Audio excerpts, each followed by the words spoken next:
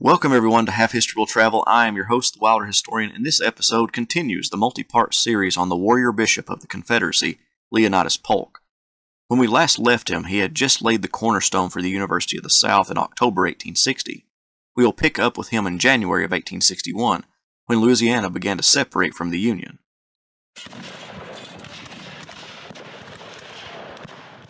On December 20th, 1860, South Carolina seceded from the United States, declaring themselves independent. Other Deep South states would soon follow, including Louisiana. Although Polk had moved his family to Tennessee, he still presided over the Episcopal Church in Louisiana and still had an office in New Orleans. When Louisiana left the Union on January 26, 1861, and the state militia began taking over federal arsenals and barracks, Polk separated the Episcopal Church of Louisiana away from the national church.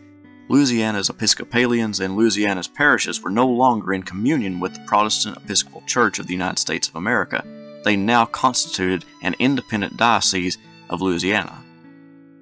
This actually contradicted the statements that Polk had made in the past.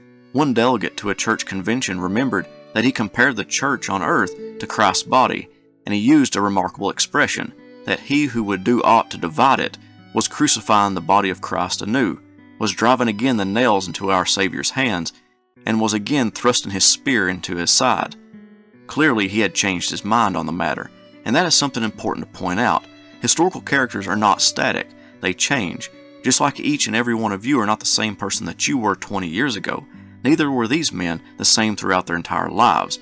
Events in their life led them to change their mind on a multitude of topics. In March, Polk and other bishops of the seceded states called a convention to meet in Montgomery, Alabama, the then capital of the Confederacy. This meeting would create the Episcopal Church in the Confederate States of America. In April, his family was attacked by pro-Unionists in East Tennessee.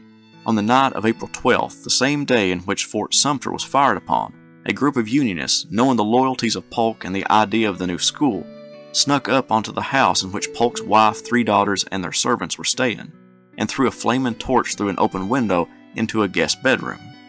Flames soon engulfed the house.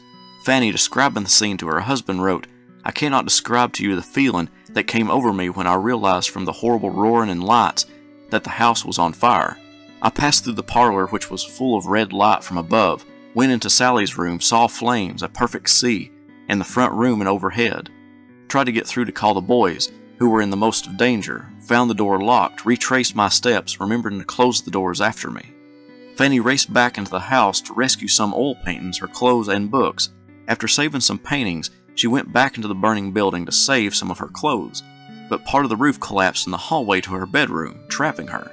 One of her slaves, a man named Altamore, carried her through the burning building to safety. Leonidas became enraged at the thought of his family being attacked, and he himself attacked through letters people he believed to be the culprits, Republicans. Polk also had to deal with the poor performance of his son at the Virginia Military Institute.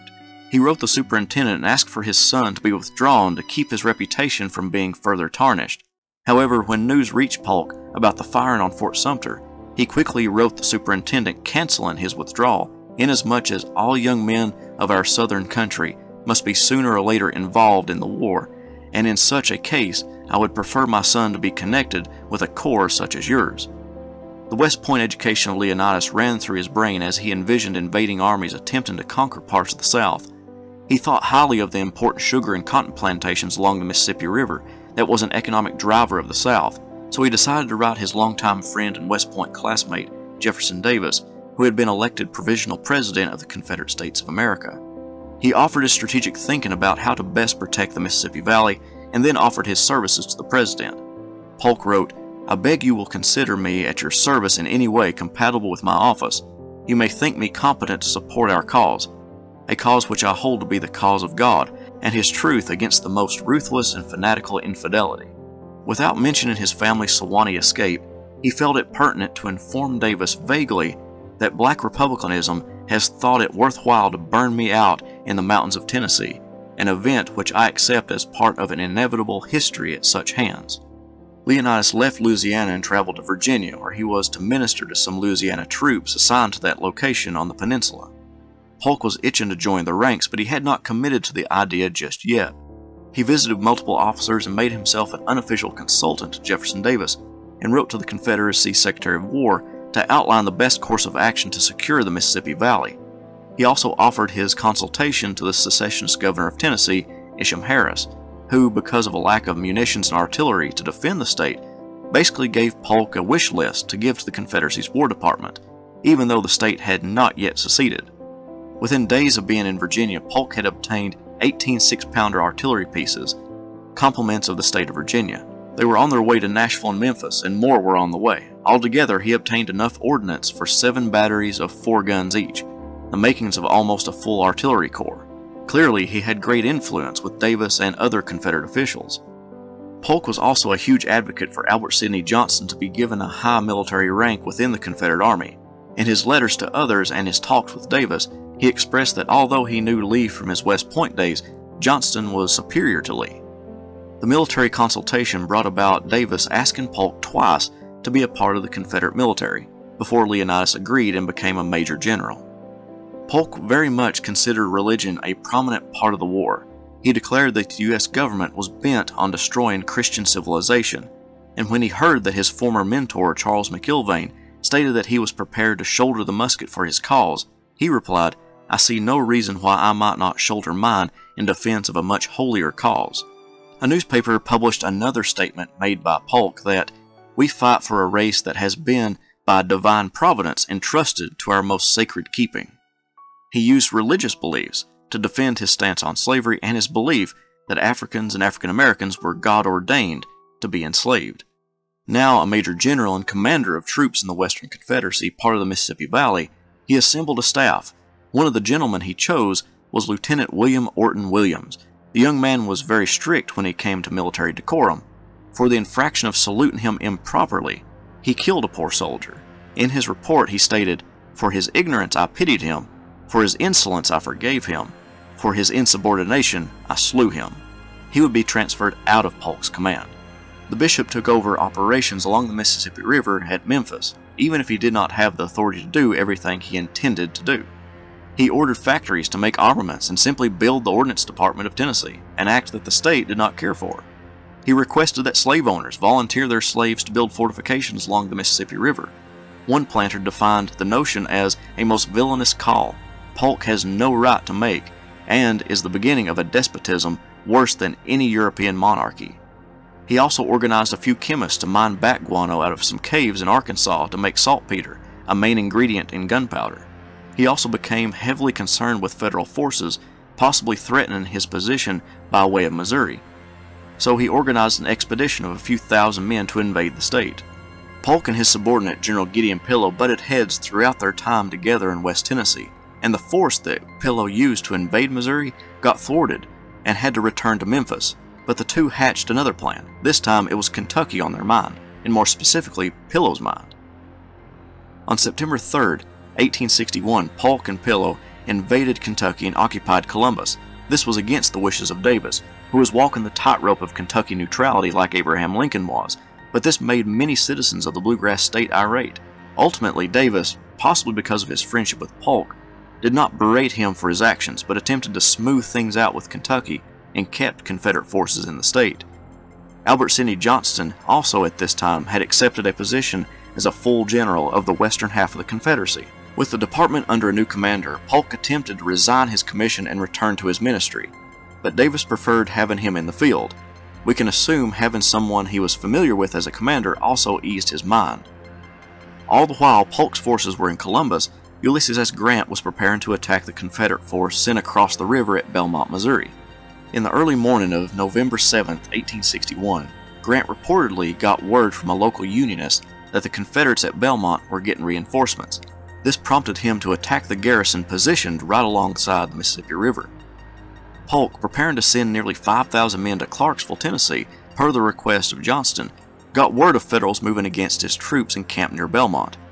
He quickly ordered those 5,000 men under Gideon Pillow to reverse course and to cross the river to reinforce the camp. A back-and-forth battle ensued with Union forces pushing the rebels to the bank of the river. Polk countered by sending over more troops, and once the artillery from the bluffs at Columbus began firing projectiles into the Federals, who had just captured the camp, Grant pulled back his men.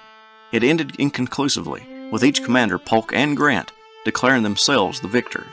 Informal negotiations and get-togethers encompassed the days after battle. Many times they met aboard each other's steamships. A tipsy Benjamin Cheatham, after one long evening with Grant, thought it best to delay his report to Polk until the morning after. Polk partied on the river too, once taking along his admiring lady friend Margaret McLean. A typical truce meeting, as a newspaper reporter summed up the diversions, was proven to be altogether a most delightful time. In regards to Grant, Polk told Fanny that he looked rather sad, like a man who was not at ease and whose thoughts were not the most agreeable. I talked pleasantly and succeeded in getting a smile out of him. I confess I was not much impressed by him. I think him rather second-rate, though I dare say a good man enough. While at Columbus, Polk was inspecting and complimenting the crew of a large cannon referred to as the Lady Polk. A Union soldier who experienced being shot at by the large gun described the projectile as a lamppost. A Confederate soldier relayed what happened next. I remember distinctly General Polk saying, "If you are ready, go ahead." Captain Cotter stepped to the rear and gave the command, "Fire!" The gunner pulling the lanyard, the gun immediately exploded and was broken all to pieces. There were several 100 pounds of powder or more which exploded. General Polk and I were hurled about 25 or 30 feet back and fell together. As I picked myself up, I felt someone by my side. I touched him and inquired, "Who is this?" The answer came, "General Polk." It was as dark as midnight. The General, Pickett, and I were the only ones left to tell the tale. Captain Cotter, about 9 of his company, and Lieutenant Snowden were killed. Fanny came up from Nashville to nurse her husband back to health after the incident. Once healed, he sent another resignation letter to Davis, as the end of the year was drawing to a close. Thank you all so much for watching. Please check out the Patreon page and the Teespring store to support the channel, and I'll see you next time. Historian, historian, where do you roam? Historian, historian, far, far from home. Half history will travel reads the card of a man, a professor with knowledge in the heartland. To educate the world is his mission. A professor of fortune is a man called historian. Historian.